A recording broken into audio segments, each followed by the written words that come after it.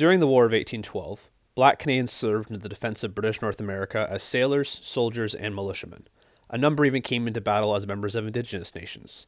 They fought alongside their white Indigenous comrades, endured the hardships of war, and some paid the ultimate price and never returned home. As part of the Toronto History Museums network, Fort York National Historic Site has embarked on a journey to expand the stories we tell here at the site. We aim to enhance the experiences of our guests by providing a deeper understanding of the rich histories of Toronto's diverse communities and neighborhoods.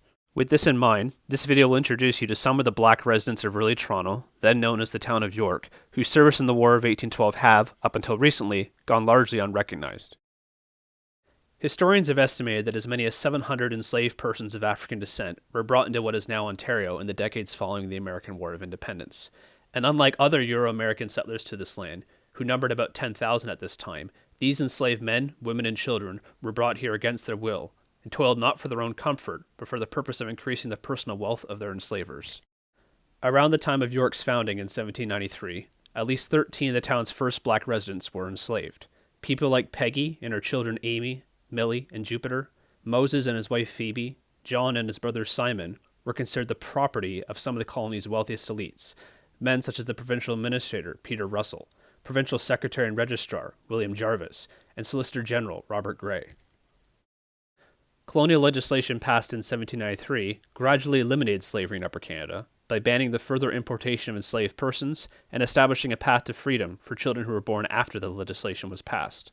While it was the first piece of legislation to abolish slavery anywhere in the British Empire, the act did not free any enslaved adults or their existing children already in bondage. Interestingly, this legal protection of slavery within Upper Canada resulted in some fugitives from slavery actually escaping Upper Canada and heading to the United States, particularly after the Michigan Territory abolished slavery in 1805.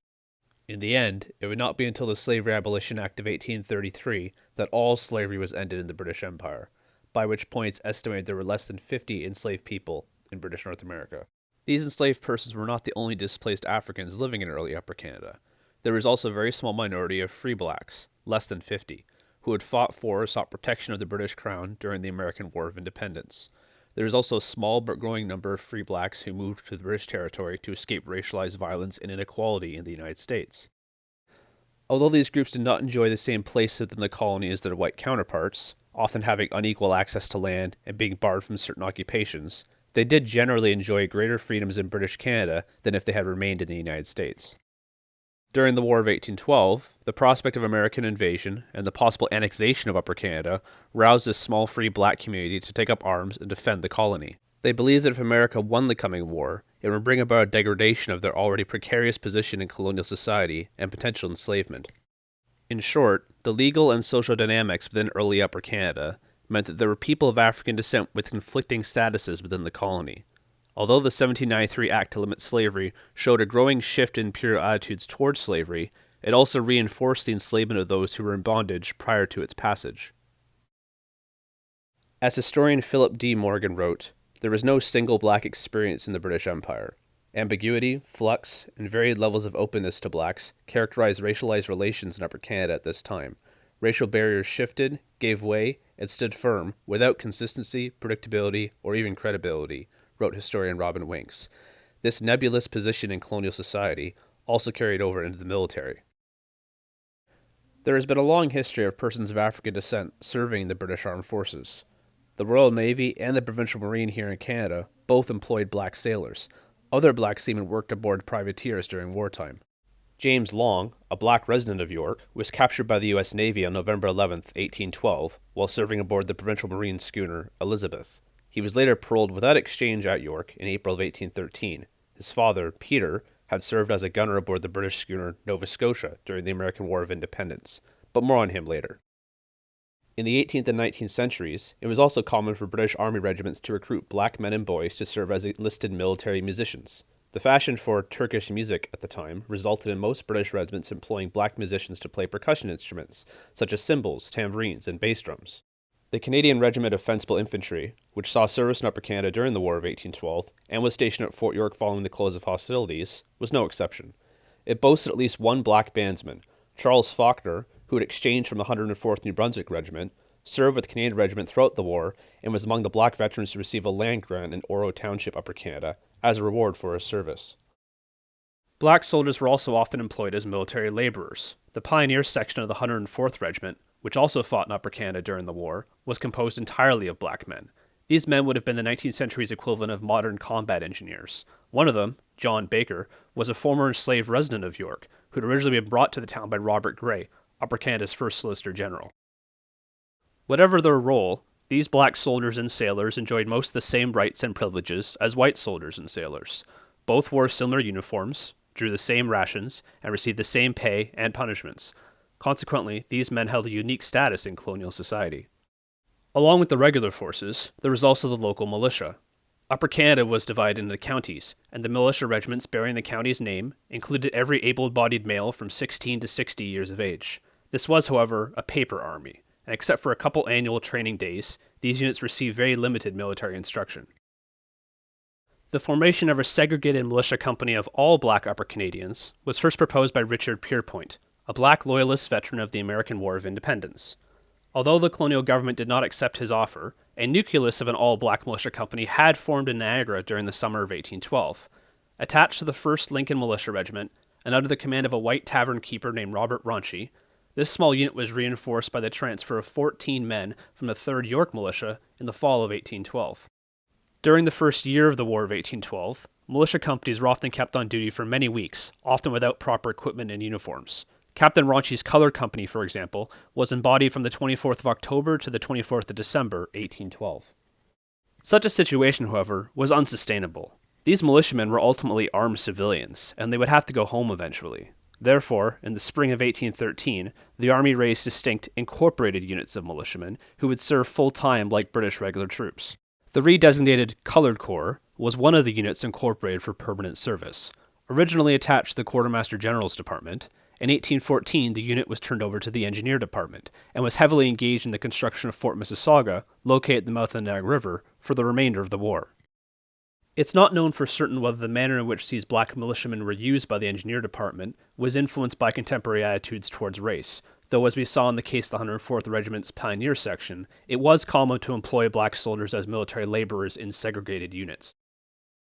Despite its honorable service, soldiers of the Colored Corps experienced years of hardships following the war, due to bureaucratic mismanagement and racial discrimination. For example, these black veterans were given land grants of half the acreage of land allocated each of their white counterparts for their service. Nevertheless, as historian Gareth Newfield wrote, the Colored Corps set the precedent for the broader acceptance of military service of black Canadians. In all, approximately 55 black men served in the Colored Corps during the war. Of these, we know the names of 6 who were known to be from York: John Call, Daniel Coffley, Samuel Edmonds, Prince Henry, William Jones, and Robert Scott. Let us now take a closer look at some of these men. Daniel Coffley was born in Vermont around 1786. He was probably born free. Coming to Upper Canada around 1805, he established himself in York and worked for the prominent Bolton family. Coffley married Elizabeth Austin, a free black woman, in early 1811.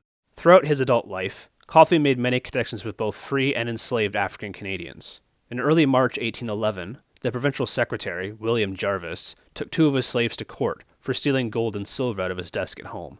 The accused culprits were an unnamed enslaved woman and a male slave named Henry, commonly known as Prince. Jarvis also charged Coffley with aiding and abetting the accused. Prince Henry was sentenced to a period of incarceration in the town jail, while the enslaved woman was ordered back to Jarvis's custody. Coffley, on the other hand, was cleared of all charges. Coffley served in Captain Raunchy's company in the latter half of 1812, and likely fought in the Battle of Queenston Heights. Since his name does not appear on later muster rolls, it is assumed that he did not re-enlist in the Colored Corps upon its embodiment to full-time service. Prince Henry also joined the Colored Corps, and likely fought at the Battle of Fort George. It is not known currently whether he was still enslaved at the time of his enlistment, but the £2, 4 shillings and 8 pence he was paid for his 91 days of service between April 25th and July 24th, 1813, was likely more than he was ever paid by William Jarvis.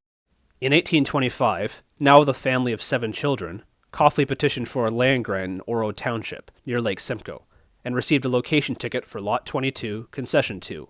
In 1834, Elizabeth had died, and Coffley married Mary Oliver. As his eldest son grew, he petitioned for more land in Oro, and acquired Lot 14 in Concession 2, and later purchased part of Lot 12 in Concession 5. In 1837, when the Upper Canadian Rebellion broke out, His sons Daniel Jr. and Nathaniel signed up with Captain Alexander Lang's company of the Medante Volunteer Militia. Sadly, Daniel Jr. died in Toronto while on militia duty in 1838. Of the remaining Coffley children, several married, some staying in Oro and others moving to Syracuse, New York. Coffley married his third wife, Jane Williams, in 1844.